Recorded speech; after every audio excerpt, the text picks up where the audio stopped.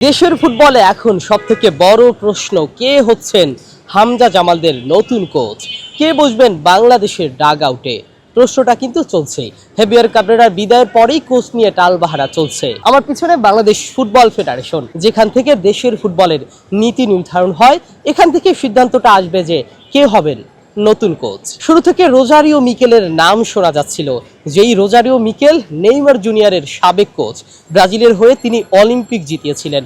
সেই কোচ অর্থাৎ Rosario Mikel কিন্তু নিজ থেকে আগ্রহ দেখিয়েছিলেন বাংলাদেশে আসার জন্য।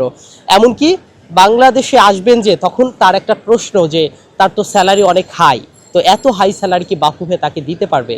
তখন কিন্তু তিনি বলেছিলেন যে তিনি স্যালারি কমিয়ে হলেও বাংলাদেশের ফুটবলে যোগ দিতে চান, কিন্তু সেটা আর হচ্ছে না, হাতছাড়া হয়ে গেছে রোজারিও মিকেল। তিনি ব্রাজিলের ক্লাবে যোগ দিয়ে দিয়েছেন, ব্রাজিলের ক্লাবের দায়িত্ব নিয়েছেন, অর্থাৎ কোনো ধরনের আর সুযোগ নেই রোজারিও মিকেল বাংলাদেশে আসবেন। তারপর আলোচনা চলছিল কুলম্যানকে নিয়ে। কুলম্যান ওয়েলসের সাবেক এই কোচ, যিনিও বাংলাদেশে আসতে চান, কিন্তু তার সাথে শোনা যাচ্ছে, বিশ্বস্ত সূত্র বলছে যে তার সাথে বাফুফে দর কষাকষি করছে।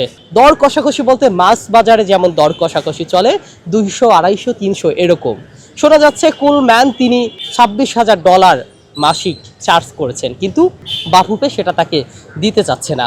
অথচ আমরা যদি মিডিয়ায় দেখি, মিডিয়ায় কিন্তু বাফুফের সভাপতি বা বাফুফে থেকে বলা হচ্ছে যে বাজেট কোনো সমস্যা নেই। এমনকি ক্রীড়া প্রতিমন্ত্রী আমিনুল হকও বলেছেন যে যদি দরকার হয় কোচের জন্য সহযোগিতা, তাহলে ক্রীড়া মন্ত্রণালয় থেকে দেওয়া হবে অর্থ। কিন্তু তারপরেও বাজেট নিয়ে সমস্যা, কোচের সাথে দর কষাকষি চলছে। বর্তমানে আলোচনায় গায়ানার কোচ টমাস ডুলি। এই কোচের প্রোফাইলের সাথে যুক্ত আছে উয়েফা জেতানোর রেকর্ড, এমনকি সেই সাথে তিনি বুন্দেসলিগাও জিতেছেন। সেই কোচও বাংলাদেশে আসতে চান, জোরালোভাবে সম্ভাবনাটা জেগেছে। তিনি গতকালকেই গায়ানার দল থেকে পদত্যাগ করেছেন। মাত্র 9 মাস আগে তিনি দায়িত্ব নিয়েছিলেন, এখন তিনি পদত্যাগ করলেন। অর্থাৎ তার কিন্তু সম্ভাবনাটা জোরালো যে কেন তিনি পদত্যাগ করলেন, কোনো কারণ নেই, কোনো ওইভাবে কারণ জানানো হয়নি।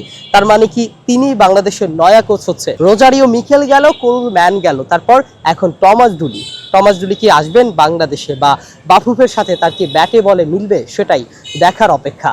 তবে ফুটবল ভক্তদের মধ্যে একটা বড় ধরনের আক্ষেপ, রোজারিও মিকেলের মতো কোচকে না পাওয়া, বা কুলম্যান তিনিও যদি না আসেন, ওয়েলসের মতো দলের তিনি সাবেক কোচ।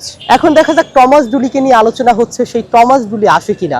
বাফুফে 11 জনের একটা শর্ট লিস্ট করেছে, যেখানে টমাস ডুলির নাম কিন্তু আছে। দেখা যাক সেই টমাস ডুলি কি হবে বাংলাদেশের পরবর্তী নয়া কোচ, নাকি অন্য কেউ। 15 তারিখ সিদ্ধান্তটা আসবে, এই বাফুফে ভবন থেকেই জানানো হবে কে হচ্ছেন হামজা জামালদের নতুন কোচ। আসিফুল হাসান, এনপিবি।